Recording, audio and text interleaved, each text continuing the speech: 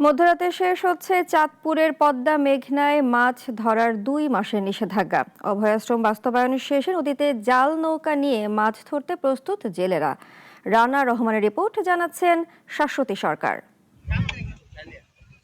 ২ মাসের অলস সময় কাটিয়ে চলছে জেলেদের নদীতে ফেরার শেষ মুহূর্তের প্রস্তুতি। কেউ প্রস্তুত করছেন মাছ ধরার জাল, কেউ মেরামত করছেন নৌকা। এমন দৃশ্য এখন চাঁদপুরের জেলে পল্লীগুলোতে। মার্চ ও এপ্রিল ২ মাস ইলিশের অভয়াশ্রমে ছিল জাটকা রক্ষা কার্যক্রম। তাই চাঁদপুরের মতলব উত্তর উপজেলা থেকে হাইমচর উপজেলার চর ভৈরবী পর্যন্ত মেঘনা নদীর ৭০ কিলোমিটার এলাকাতে মাছ ধরায় ছিল নিষেধাজ্ঞা।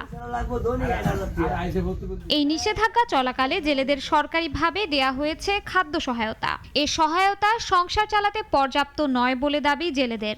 ধার দেনা করে মিটিয়েছেন সংসারের খরচ এবং মেরামত করেছেন জাল ও নৌকা। কাঙ্ক্ষিত মাছের দেখা মিললে ঋণের বোঝা কমবে বলে জানান তারা। নাম মালামত দিতে আসি, জাল মালামত দিতে আসি, কিস্তির বেটিয়া লইতে আসি, লোনের ফেল লইতে আসি, দেনা করতে আসি, আবার নদীতে লাইমে তো মাছ নাই।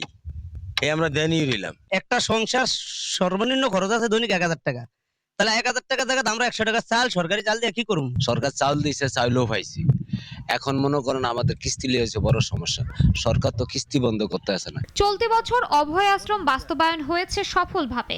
ইতোমধ্যে জাটকা ইলিশ ফিরে গেছে সাগরে। ইলিশের জাতীয় উৎপাদন লক্ষ্যমাত্রার চেয়ে বেশি উৎপাদন হবে বলে জানান এই কর্মকর্তা।